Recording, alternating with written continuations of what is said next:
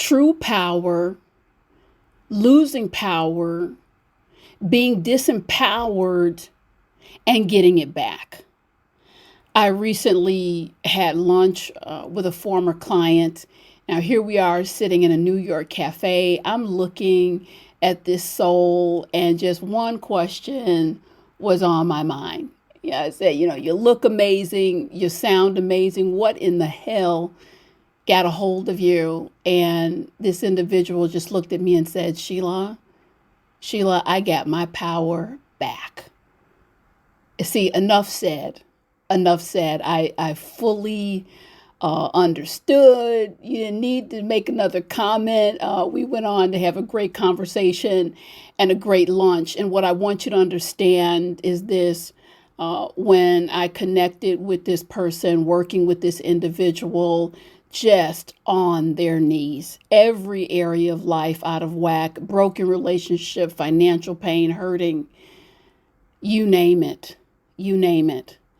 And that singular statement, I got my power back. No further explanation needed. I want to talk just a little bit in this supplemental message about your personal power. This is real talk. Really, every time I'm talking, it's real talk. I don't know how else to come at it, but to really give you all that I've learned, all that I've discerned, some of what I've lived. Your power. I want you to get a pen and piece of paper, listen to the recording a couple times. Your power is yours to keep, hold, and nurture, or it's yours to give away. I'm going to go into that. I'm going to say that one more time, because this is the whole enchilada right here. Your power is yours to keep, hold, and nurture, or give away. It's a deeply personal choice. And as a person, as a woman who at a time, more than once, has given away power, I can tell you right now, it's hard as hell to get it back. And this is why I believe it can be such a struggle to get it back. Because once we are disempowered because we have handed power over to a person or a circumstance, a mindset, you name it, we have to fight so hard to get it back so that we understand the necessity and value of holding on to it. You see, the things that you fight for, you treasure. The things that are hard earned, those are your treasures. Those are the emotional, the social, the spiritual trophies of life, if you will. And a few things that can cause us to lose power. Then I'm going to talk a little bit about how to get it back. A few things can cause us to lose power. I think most people listening to this, the supplement, this message can relate. Believing that anyone outside of you is the source of your ultimate contentment and happiness, and you cannot stand on your 2 feet if they leave. That is one that wipes a lot of folks out.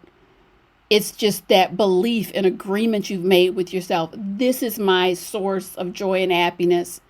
And so if you feel that it's one source, it makes sense that you would be fully disempowered if that source that you have designated as the one and only source goes away, the well runs dry. Many people are disempowered by making that agreement. Next, comparing yourself to others, other people and what they have. I can tell you now, it's a recipe for disaster. And this work, again, it's not 3 years I've been doing this work, it's 30 years. And I'm privileged to be in the position of sitting in sacred spaces with people. So I say this with all candor and confidence. Trust me, you do not know what you're looking at or what you're saying when you are dealing with people. People look on social media. I can tell you right now, that's how people market their lives. I'll tell you something else. I wrote about this in my latest book, The Busy Life. People have 3 lives, understand me well. They have a public life, a private life, and a secret life. And not many people are privy to all 3. I've been in an unusual situation to be privy to all 3, and I can tell you right now, it is a great disservice to yourself to compare yourself to anyone, because you don't know what they got cooking.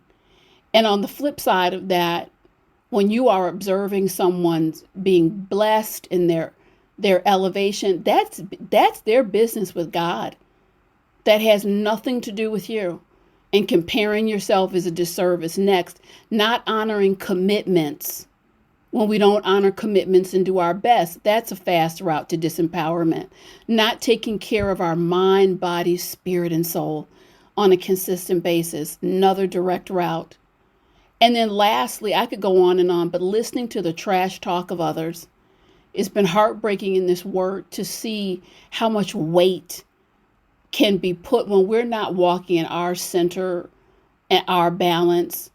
So susceptible to listening to the nonsense that comes out of people's mouth. And in some cases, it can be like the blind leading the blind. In other cases, it is certainly a case where the self-esteem is not where it needs to be, and you just take it all in. What a disservice and pathway to disempowerment. I want to say a few words. How do you get, because people ask me all the time, I want to get the power back. Sheila, I'm down in the dumps. I feel so kicked. So the first thing I want to connect you to, power in the first place, that is your core source. That's your self-esteem. That's your perspective, how you feel about yourself. And true power, it does not come from money.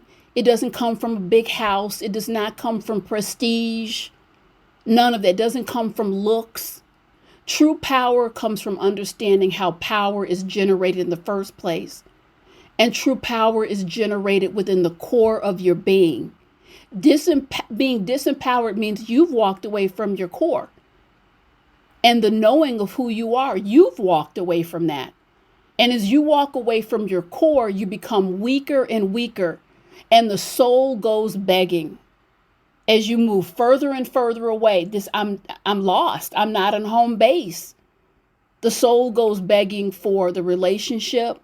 The soul goes begging for the job, the house, the connection, the fix.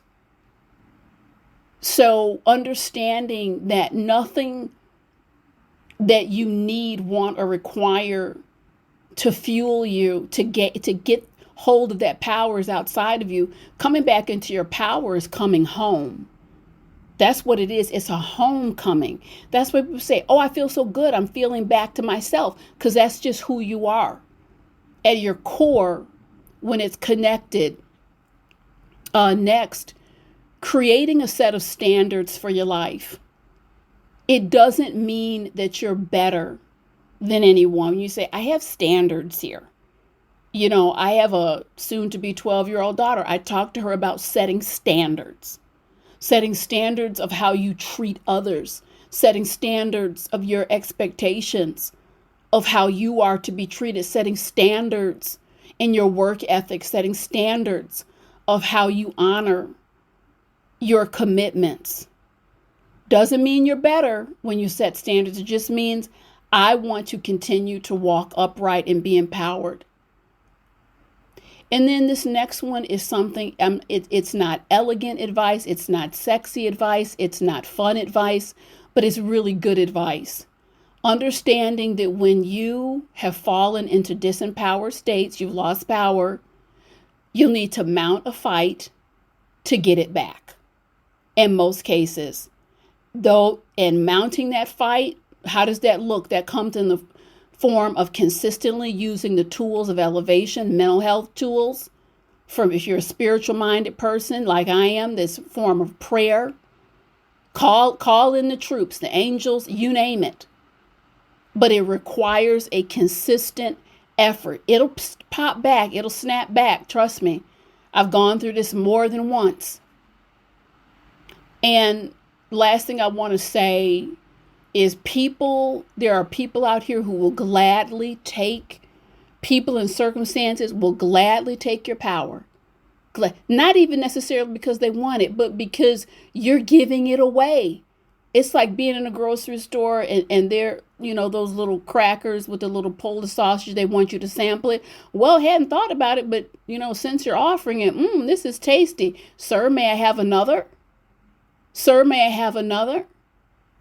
Ma'am, may I have another? And then more and more, we're giving away the life force. Power to our mind and spirit is exactly what oil is inside the engine of a car. It fuels it. Drive around with no oil. See what happens. The car is going to blow.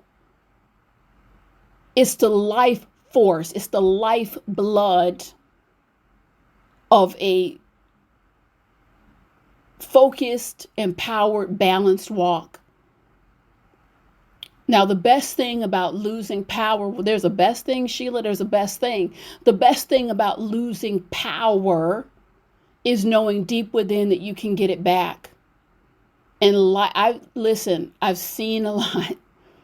I've seen a lot in my life. I'm very passionate about this work because I see what happens when people are disempowered and don't have the tools. I've lived it. So as long as I'm upright, I'm going to beat the drums. I'm going to beat the drums and sound the alarms to hold your power, hold it in dignity, hold it in grace, hold it inside sacred space, and do all that you're required to do to elevate your life and walk in power.